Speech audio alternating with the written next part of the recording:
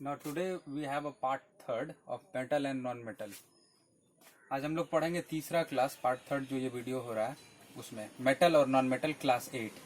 तो उस दिन हम लोग देखे थे मेटल का रिएक्शंस देखे थे अलग अलग चीज़ों से, जैसे कि आप देखे थे ऑक्सीजन के साथ, वाटर के साथ, डाइल्यूटेड एसिड के साथ। आज हम लोग पढ़ रहे हैं मेटल का reaction of metal with metal salt solution. मतलब मेटल का रिएक्शन हम देखेंगे मेटल सॉल्ट के साथ, उसका कैसा बिहेव रहता है रिएक्शन में। तो अगर हम ऐसा रिएक्शन करवाते हैं तो कोई अगर मान लो कि एक मेटल लेते हैं X, ठीक है, ऐसा कोई एक मेटल लिए मेटल X, अगर हम लेते हैं मेटल X और उसका रिएक्शन करवाते हैं किसी भी एक मेटल Y सॉल्ट के साथ, मतलब दूसरे मेटल के सॉल्ट के साथ, ठीक है, तो जो हमको प्रोडक्ट मिलेगा वो मिलेगा, देखो क्या, ये जो मेटल X है ना, ये मेटल X, इसके साथ ये सॉल्ट ऐड हो जाएगा तो मेटल X सॉल्ट बनेगा और ये मेटल Y क्या बन जाएगा, रिलीज होकर के इधर बाहर ऐड होगा। ठीक है, जैसा कि एक एग्जांपल के थ्रू यहाँ पर देखो, जस्ट उसके नीचे ऐसा कुछ रिएक्शन होगा, Zn प्लस CuSO4 और ये क्या बन जाएगा, ZnSO4। देखो ये मेटल है X, तो देखो X वाले के साथ ये सॉल्ट ऐड हुआ ना, SO4 सॉल्ट, तो ZnSO4 प्लस कॉपर।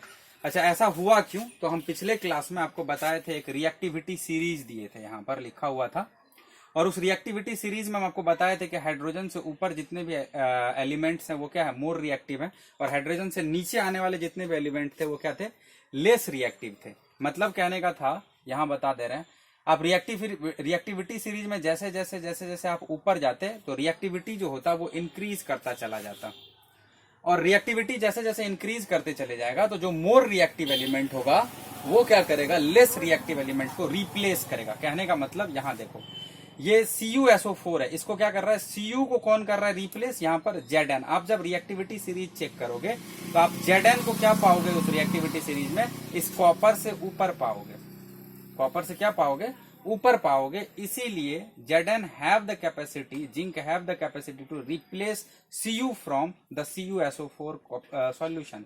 CuSO4 का मतलब होता है कॉपर सल्फेट, और कॉपर सल्फेट में से कॉपर को रिप्लेस कर देता है कौन, जिंक, और बनाता है जिंक सल्फेट प्लस कॉपर। ऐसा क्यों होता है, सारा का सारा बात पिछले क्लास में हम बताए थे आपको, रिएक्टिविटी सीरीज को याद करने के लिए। अब पिछले वीडियो में देखोगे जाकर के रिएक्टिविटी सीरीज, वहां से नोट डाउन करोगे और वहां से आपको ये बात समझ में आएगा कि Zn कैसे इसको रिप्लेस कर पाता है। अब आते हैं मेटल का सारा प्रॉपर्टी खत्म हो गया। अब देखते हैं हम लोग नॉन मेटल को, अधातु कहते हैं इसको हिंदी में, धातु और अधातु, तो ये नॉन मेटल है। इसके फिजिकल प्रॉपर्टी को देखते हैं। ये जो होता है नॉन मेटल होता है non malleable, none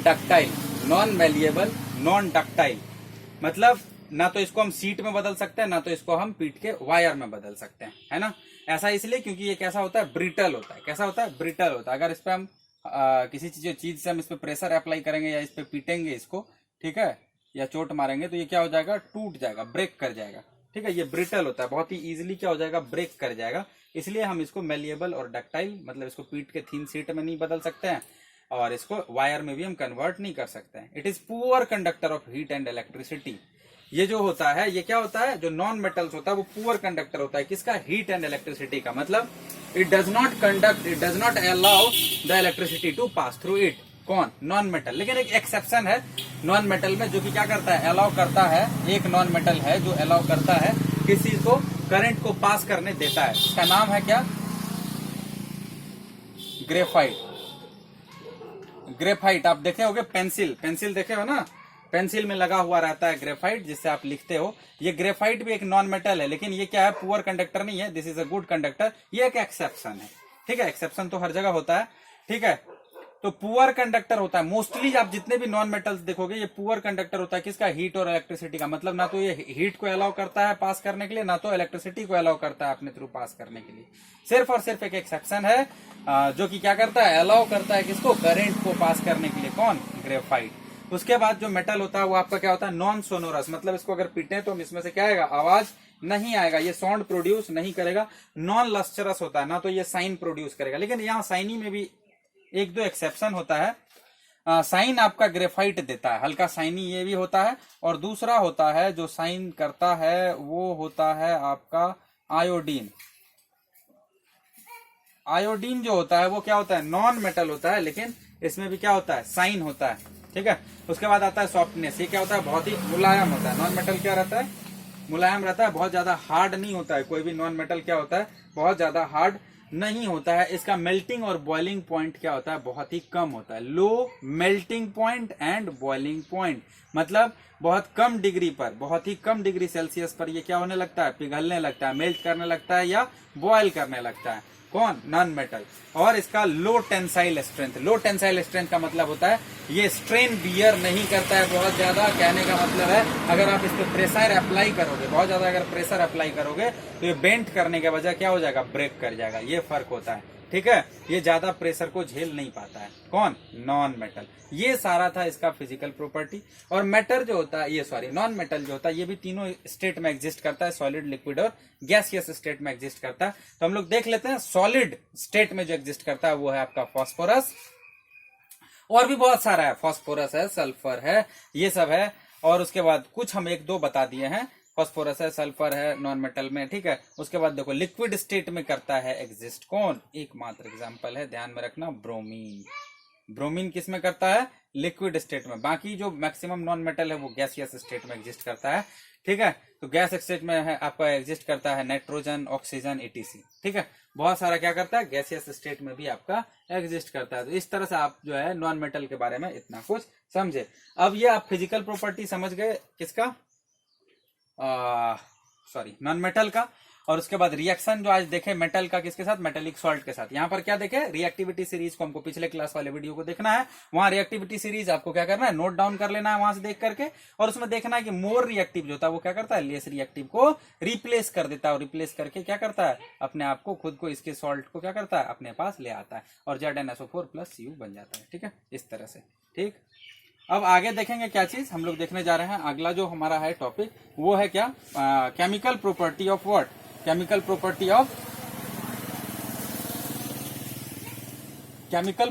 of non metal देखेंगे। अब देखेंगे chemical property of non metal. तो पहला देखेंगे chemical property of non metal, यहां हम लिख दे रहे हैं केमिकल प्रॉपर्टीज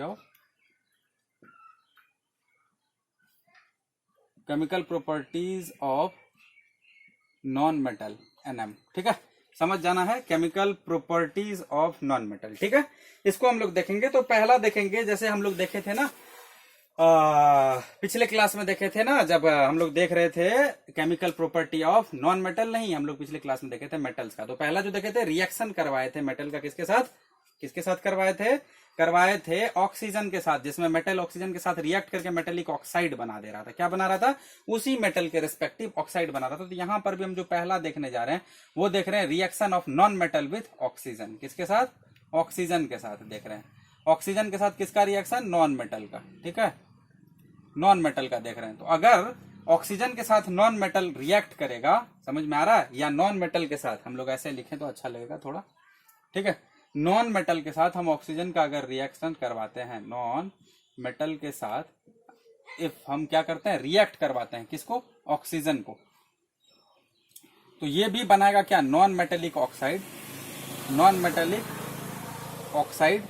ठीक है। क्या बनाएगा, नॉन मेटेलिक ऑक्साइड बनाएगा। कोई दिक्कत, क्या बनाएगा, नॉन मेटेलिक ऑक्साइड। ध्यान रखना है, नॉन मेटल अगर ऑक्सीजन के साथ रिएक्ट करेगा तो वो बनाएगा नॉन मेटेलिक ऑक्साइड। ये बात को ध्यान में रखना है। If non metal react with oxygen it will form non metallic oxide which is mostly acidic in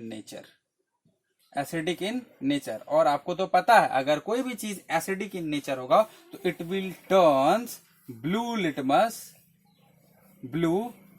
litmus to red. Blue litmus को किस में बदल देगा, ये रेड में बदल देगा। कहने का मतलब है, पहला जो हम लोग केमिकल प्रॉपर्टी पर है नॉन मेटल का, वो ये देख रहे हैं कि मेटल, अगर किसी भी नॉन मेटल को अगर हम रिएक्ट करवाएंगे ऑक्सीजन के साथ तो वो बनाएगा नॉन मेटेलिक, उसी नॉन मेटल के रेस्पेक्टिव नॉन मेटेलिक ऑक्साइड, जो कि नेचर होगा उस नॉन मेटेलिक ऑक्साइड का कैसा, एसिडिक। और एसिड क्या करता है, अगर कोई भी चीज एसिडिक इन नेचर हो तो वो ब्लू लिटमस को टर्न कर देता है किसमें, रेड में। Turns blue litmus to red. और दूसरा जो पढ़ेंगे नॉन मेटल का रिएक्शन देखेंगे हम लोग किसके साथ देखने जा रहे हैं, अब देखने जा रहे हैं दूसरे नंबर पर नॉन मेटल का वाटर के साथ। दूसरे प्रॉपर्टी में देखने जा रहे हैं नॉन मेटल का reaction with water. Non metal का रिएक्शन हम देखने जा रहे हैं किसके साथ? वाटर के साथ। तो जब भी कभी नॉन मेटल आपका रिएक्ट करेगा वाटर के साथ तो देखो क्या होगा। अगर आप नॉन मेटल को रिएक्ट करवाओगे किसके साथ? वाटर के साथ, तो देखो क्या होगा। यहां कोई रिएक्शन नहीं देखने के लिए मिलेगा। ऐसा इसलिए नहीं मिलेगा क्योंकि इसका कारण बता रहे हैं। ठीक है, आप कोई एक नॉन मेटल ले लो। मान लो कि आप क्या ले रहे हो? एक कार्बन ले रहे हो। नॉन मेटल है कार्बन। कैसे समझेंगे कार्बन नॉन मेटल है? आपको फर्स्ट क्लास जाना है और मेटल नॉन मेटल का देखना है। वहां पर हम समझाए हैं कि कैसे कैसे किसी का वैलेंस इलेक्ट्रॉन को लिखा जाता है, इसीलिए समझाए थे ताकि यहां समझने में कठिनाई न हो। तो यहां आप अगर आप कार्बन को देखोगे तो आप कार्बन का जो एटॉमिक नंबर होता है वो 6 होता है। अगर इसमें आप नंबर ऑफ इलेक्ट्रॉन डिस्ट्रीब्यूट करोगे इसके सेल में तो Kl, तो यहाँ 2 और 4। तो हम बताए थे कि अगर वैलेंस इलेक्ट्रॉन किसी भी एलिमेंट के पास क्या हो, 4 हो, 5 हो, 6 हो या 7 हो, तो अगर आउटरमोस्ट ऑर्बिट में अगर इतना मतलब वैलेंस इलेक्ट्रॉन 4, 5, 6 या 7 हो तो ऐसे एलिमेंट को हम कहते हैं नॉन मेटल। तो आपका कार्बन उसी में से है। देखो इसके पास क्या है? 4 इलेक्ट्रॉन है। समझ में आ रहा है? इसके पास क्या है? आउटरमोस्ट ऑर्बिट में 4 इलेक्ट्रॉन है। और ये जो हाइड्रोजन है इससे ऑक्सीजन क्या किया हुआ है? इलेक्ट्रॉन लिए हुआ है। हाइड्रोजन से क्या किया हुआ है? इलेक्ट्रॉन लिए हुआ है। कौन? ऑक्सीजन। क्योंकि ऑक्सीजन क्या है? खुद ही क्या है? एक नॉन मेटल है। चूंकि ये मोस्ट इलेक्ट्रोनिगेटिव है, ऑक्सीजन जो है बहुत ज्यादा इलेक्ट्रोनिगेटिव है कार्बन से, तो कार्बन को ये क्या करेगा? इसका वाला हाइड्रोजन देगा ही नहीं। समझ में आ रहा है? तो ये क्या होगा? यहाँ पर रिएक्शन होगा ही नहीं। यहाँ रिएक्शन क्या होगा? पॉसिबल ही नहीं है। तो हम लोग यहाँ क्या लिखेंगे? No reaction. ठीक है। इसी तरह से अगर दूसरा रिएक्शन हम देखते हैं, अब तो आप समझ गए होंगे। देखो यहाँ फिर से हम समझा दे रहे हैं। अगर नॉन मेटल का रिएक्शन आप करवाते हो वाटर के साथ, if non metal reacts with water there is no reaction takes place. मतलब अगर नॉन मेटल रिएक्ट करता है वाटर के साथ तो प्रॉब्लम ये हो जाता है कि ये भी एक नॉन मेटल है ऑक्सीजन, और कार्बन भी एक नॉन मेटल है। ठीक है, लेकिन H2O तो मिलकर के वाटर बन रहा है ना। यहाँ ये भी नॉन मेटल है और कार्बन भी नॉन मेटल है। और यहाँ जो हाइड्रोजन हो रहा है ये इलेक्ट्रॉन एक दिए इसको यहाँ हाइड्रोजन जो है इलेक्ट्रॉन शेयर किए हुआ है ऑक्सीजन के साथ। चूंकि ऑक्सीजन मोस्ट इलेक्ट्रोनिगेटिव है इससे, किससे? कार्बन से, तो ये क्या करेगा? हाइड्रोजन को यहाँ से रिलीज करेगा ही नहीं। तो यहाँ पर रिएक्शन का कोई संभावना बनता ही नहीं है, इसीलिए यहाँ पर रिएक्शन होगा ही नहीं। ठीक है। और आपको पता है कि कार्बन के आउटरमोस्ट ऑर्बिट में, मतलब कहने का है कि वैलेंस इलेक्ट्रॉन जो कार्बन के पास है वो कितना है? 4, 5, 6 और 7 है। यही कारण है कि कार्बन क्या है? नॉन मेटल है। ठीक है। ऑक्सीजन के पास भी कितना? आउटरमोस्ट ऑर्बिट में अगर आप जाओगे तो ऑक्सीजन के पास कितना होता है? ऑक्सीजन का होता है 8, तो होता है कितना? 2 और 6। तो इसमें भी क्या है? 2 इलेक्ट्रॉन कम है। ठीक है, तो इसको भी 2 इलेक्ट्रॉन चाहिए, इसीलिए ये बहुत इलेक्ट्रोनिगेटिव है और ये क्या करेगा? शेयर करने को मांगेगा ही नहीं अपने साथ जो भी चीज है उसको। ठीक है। उसके बाद आप देखो इसके साथ, तो कहने का मतलब है अगर नॉन मेटल वाटर के साथ रिएक्ट करता है तो क्या होगा? रिएक्शन जल्दी नहीं होगा। ठीक है, रिएक्शन नहीं होगा। Most of the cases reaction हमको देखने के लिए नहीं मिलेगा। आपको जो पढ़ना है वो क्या है? रिएक्शन होगा ही नहीं। ठीक है, नॉन मेटल अगर इसके साथ वाटर के साथ रिएक्ट करता है तो। उसके बाद non metal, if non metal, तीसरा प्रॉपर्टी देखते हैं। तीसरा, नॉन मेटल का अगर हम रिएक्शन करवाते हैं किसके साथ? वाटर के साथ, तो क्या होने जा रहा है वो देखते हैं। एक नॉन मेटल ले लो। ठीक है, अभी तो वाटर के साथ देखे हैं ना। अब हम लोग देखते हैं किसके साथ? डाइल्यूटेड एसिड के साथ। डाइल्यूटेड एसिड के साथ। डाइल्यूटेड का मतलब समझते हो ना? डाइल्यूटेड एसिड का मतलब होता है ऐसा एसिड जिसमें क्या हो? कंसंट्रेशन ऑफ वाटर हाई हो और कंसंट्रेशन ऑफ एसिड क्या हो? लो हो। ऐसे एसिड को कहते हैं क्या? हम डाइल्यूटेड एसिड कहते हैं। जहां पर क्या हो? कंसंट्रेशन ऑफ वाटर ज्यादा हो और एसिड में कंसंट्रेशन ऑफ एसिड ही क्या हो? लो हो। तो ऐसे एसिड को हम क्या कहते हैं? Diluted acid. तो नॉन मेटल अगर डाइल्यूटेड एसिड के साथ रिएक्ट करेगा तो क्या होगा वो देखते हैं। ठीक है, नॉन मेटल अगर डाइल्यूटेड एसिड के साथ रिएक्ट करता है तो एक एग्जांपल के थ्रू समझो। यहाँ कार्बन ले लो और यहाँ क्या ले लो? H2SO4 ले लो। ठीक है, H2SO4 ले लो।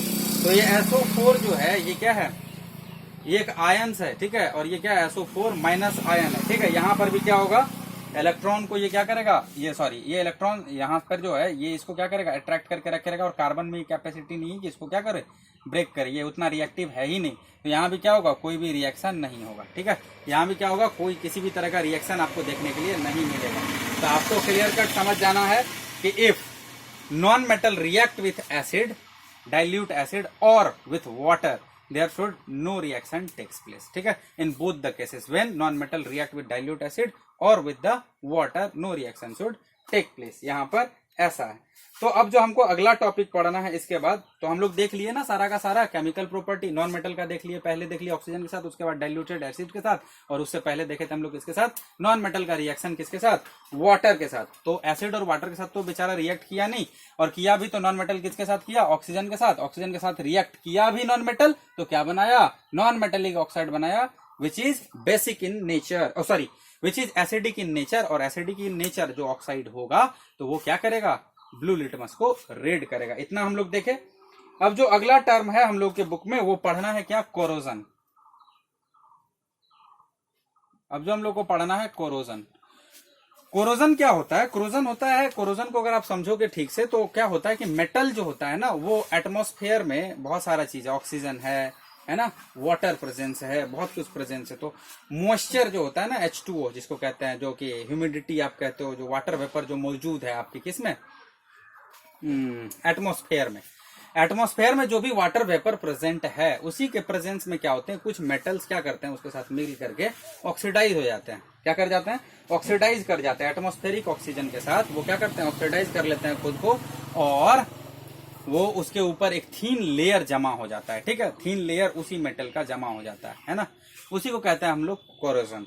लेकिन आयरन के केस में इसी कोरोजन को एक स्पेशल नाम दिया गया जिसको हम लोग कहते हैं क्या, रस्टिंग। हम लोग आयरन में आप लोग खास करके देखते होंगे आयरन, आयरन जो आपके खिड़की में लगा हुआ है, और भी बहुत सारे जगह पर आपके विंडो में और किचन में बहुत सारी जगह पर रहता है आयरन। आयरन का नेल्स आप अपने वॉल्स में देखते होंगे, बहुत सारी जगह पर आयरन को ऑब्जर्व करते होंगे। आयरन को जो केमिकली जो इसका होता है, जो सिंबल होता है वो होता है Fe। आयरन का जो केमिस्ट्री में सिंबल होता है वो Fe होता है। ठीक है, तो ये है आपका क्या, आयरन, सॉरी यहाँ आपका आयरन है। ठीक है, ये आपका Fe आयरन है। इसको, इसी कोरोजन को हम आयरन के केस में क्या कहते हैं, रस्टिंग कहते हैं। ठीक है, अगर यही आयरन क्या करे, रिएक्ट करे एटमॉस्फेरिक आपके वाटर वेपर, जो ह्यूमिडिटी वगैरह है उस सबसे, मतलब जो एयर में मॉइस्चर है ना, मॉइस्चर उससे। ठीक है, तो मॉइस्चर क्या रहता है, H2O रहता है। ठीक है, तो ये उससे अगर कंबाइन करे, समझ में आ रहा है, आयरन जो एटमॉस्फेरिक मॉइस्चर है उससे अगर ये क्या करे, रिएक्ट करे, तो ये बना लेता है क्या, Fe2O3XH2O। ये क्या है, ये फॉर्मूला है आपका किसका, रस्ट का। ये क्या है, रस्ट। आप देखते होंगे कि जो आयरन होता है वो धीरे धीरे धीरे धीरे धीरे धीरे कुछ दिन के बाद उसमें क्या होता है, रस्ट, जंग लगना शुरू हो जाता है, और उसको अगर छुओगे ऐसे करके तो एक कलर सा लगता है आपके हाथ में, तो वही होता है रस्ट। और धीरे धीरे आयरन आपका क्या हो जाता है, पतला होने लगता है। ठीक है, पतला होने लगता है। तो इस तरह से आपका क्या होता है, आयरन खराब होने लगता है। तो जो वो रस्ट है ना, रस्ट जो हाथ में लगता है आपका, उसका यही फॉर्मूला होता है Fe2O3XH2O। अब एक्स के जगह आप 1 2 3 4 जितना उसमें क्वांटिटी है ये H2O का, उतना यहाँ पर लगता है। ठीक है, तो आई होप कि आपको ये समझ में आ गया होगा, रस्ट का फॉर्मूला याद हो गया होगा, कोरोजन में क्या होता है ये समझ में आ गया होगा। एटमॉस्फेरिक मॉइस्चर से क्या करता है, कोई भी मेटल रिएक्ट करता है और वो अपने ही जो मेटल्स होते हैं उसका एक लेयर क्रिएट हो जाता है उसके ऊपर, that is called what, corrosion.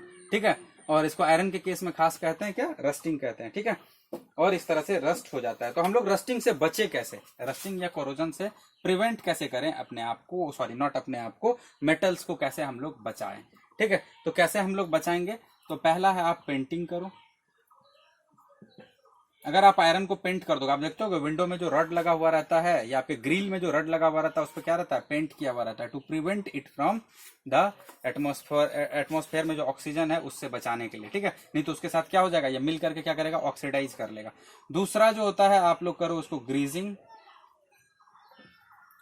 Greasing करने से क्या होता है, आप उसमें ग्रीस लगा दोगे तो क्या हो जाएगा, वो जो एटमॉस्फेयर में जितने भी मॉइस्चर्स हैं इससे क्या हो जाएगा, इसका डायरेक्ट कांटेक्ट टूट जाएगा उसका। साइकिल का देखते हो ना, साइकिल होता है या कोई भी बाइक होता है, उसके मोस्ट ऑफ द पार्ट्स जो होते हैं उसमें क्या कर दिया जाता है, ग्रीस कर दिया जाता है, ताकि अगर कुछ दिन वो ना चले, समझ में आ रहा है, वो ऐसे करके रखा हुआ रहे नॉर्मल, तो वो क्या हो, कम जो है सॉरी वो ऑक्सीडाइज हो। क्यों, क्योंकि अगर ग्रीस करके रखा हुआ, अगर ग्रीस लगा करके उसको आप रखे रहोगे, लुब्रिकेट करके रखे रहोगे ग्रीस से, तो उससे क्या होगा, उसका ऑक्सीजन से, एटमॉस्फेरिक मॉइस्चर से क्या रहेगा, कांटेक्ट टूटा रहेगा, तो वो इजीली क्या करेगा, ऑक्सीडाइज खुद को नहीं करेगा। तो इस तरह से आप प्रिवेंट करोगे किससे, कोरोजन से। ठीक है, उसके बाद जो तीसरा है वो करते हैं हम लोग इलेक्ट्रोप्लेटिंग। इलेक्ट्रोप्लेटिंग, इलेक्ट्रोप्लेटिंग में क्या होता है, इसमें क्या होता है, जैसे एक मेटल ले लो, जो कि कोरोजन करता है, जो कि एटमॉस्फेरिक मॉइस्चर से इजीली रिएक्ट कर जाता है, ऐसा वाला एक मेटल ले लो, जैसे आयरन ले लिए, ये बार बार क्या कर जाता है, रिएक्ट कर जाता है, ठीक है। लेकिन अगर आप इसी जगह पर सॉरी एक मिनट, एक मेटल ले लो और उसको क्या करो, जो कि इजीली रिएक्ट कर जाता है मॉइस्चर के साथ, ठीक है। इस पर हम क्या किए, ऐसे मेटल का लेप लगा दिए, समझ में आ रहा है, जो क्या करता है, इजीली आपको रिएक्ट नहीं करता है, किससे, एटमॉस्फेयर से। तो आप क्या किए, इसको प्रिवेंट कर दिए, क्या कर दिए, प्रिवेंट कर दिए, किस चीज से, रिएक्ट होने से। कुछ मेटल्स होता है जो एटमॉस्फेरिक मॉइस्चर्स के साथ रिएक्ट नहीं करता है इजीली, तो हम क्या करते हैं, इस पर क्या करते हैं, उसका कोटिंग कर देते हैं। जो मेटल इजीली एटमॉस्फेरिक मॉइस्चर्स के साथ रिएक्ट नहीं करता है, वैसे मेटल को लेकर के इलेक्ट्रिसिटी के हेल्प से हम क्या करते हैं, उसका इस पर क्या करते हैं, कोटिंग कर देते हैं। इस पर कोटिंग कर देते हैं, किस पर, आयरन पर। तो इस तरह से हमारा आयरन क्या हो जाता है, प्रिवेंट हो जाता है फ्रॉम रस्टिंग। और जो चौथा प्रोसेस है जिससे हम लोग बच सकते हैं, किससे, कोरोजन या रस्टिंग से, वो है आपका क्या, गैल्वेनाइजेशन। गैल्वेनाइजेशन में क्या होता है, इसमें जिंक का कोट करते हैं, कोटिंग ऑफ जिंक। इसमें क्या होता है, जिंक का लेयर जो होता है, हम डिजायर्ड जो कोरोजन, जिसमें कोरोजन हो जाता है ना, जो ऐसा मेटल जो कि क्या करे, एटमॉस्फेरिक मॉइस्चर्स के साथ रिएक्ट कर जाए, उस पर हम क्या करते हैं, जिंक का कोट चढ़ा देते हैं। क्या करते हैं, जिंक का कोट चढ़ा देते हैं, है ना, उस पर जिंक का चढ़ा देते हैं। जैसे कि मान लो कि आप ऑक्सीजन के साथ मान लो कि कुछ भी रिएक्ट कर जा रहा है, नहीं, अगर हम उसको अब क्या करते हैं, मान लो ये आयरन है, समझो बात को, ये आयरन लिए, अब ये आयरन क्या कर रहा था, यहाँ पर इसी तरह से आपके क्या रहा था, एटमॉस्फेरिक जो मॉइस्चर था उससे रिएक्ट करके, और वो क्या कर रहा था, रस्ट बना ले रहा था, रस्ट हो जा रहा था, है ना, ये जंग है ना, इस तरह से ये रिएक्ट कर ले रहा था। लेकिन अब हम क्या किए, आपको एक आयरन ले लिए, अब इस पर क्या किए, कोटिंग कर दिए, किस चीज का, जिंक का। तो ये जिंक का जब कोटिंग कर दिए, तो जब ऑक्सीजन इसके साथ रिएक्ट करेगा, ठीक है, तो ये बना लेगा क्या, ZnO। क्या बना लेगा, ZnO। और ये ZnO जो होता है, समझ में आ रहा है, ये जो ZnO होता है, ये क्या होता है, इम्प्रिएमेबल होता है। क्या होता है, इम्प्रिएमेबल होता है, मतलब ये इजीली पास अब करने ही नहीं देगा। ये जो ZnO का जो लेयर इसके चारों ओर क्रिएट हो गया ना, किसके ओर, ये हाइड्रोजन के चारों तरफ से जो क्या क्रिएट हो गया, ZnO, जिंक ऑक्साइड का एक लेयर क्रिएट हो गया, जो कि क्या होता है, इम्प्रिएमेबल होता है। इम्प्रिएमेबल मेम्ब्रेन टाइप का एक क्रिएट हो जाता है लेयर, इम्प्रिएमेबल लेयर एक क्रिएट हो जाता है, जो कि क्या करता है, इजिली जो होता है ऑक्सीजन को इसमें एंटर नहीं करने देता है। और इससे क्या होता है, हम जो होता है अपने डिजायर्ड मेटल्स को किससे बता सकते हैं, कोरोजन होने से या रस्टिंग होने से, ठीक है। तो आपको इतना पढ़ना था, किसमें, मेटल और नॉन मेटल में। ये था आपका फुल टॉपिक, ठीक है। मेटल नॉन मेटल हम फुल कवर कर दिए हैं, ठीक है। If you have any query then you may ask in the chat box. और अगर आपको किसी भी तरह का कोई प्रॉब्लम हो, किसी टॉपिक को समझने में कोई प्रॉब्लम हो, आप चैट बॉक्स में लिखना, ठीक है। Thanks and have a nice day.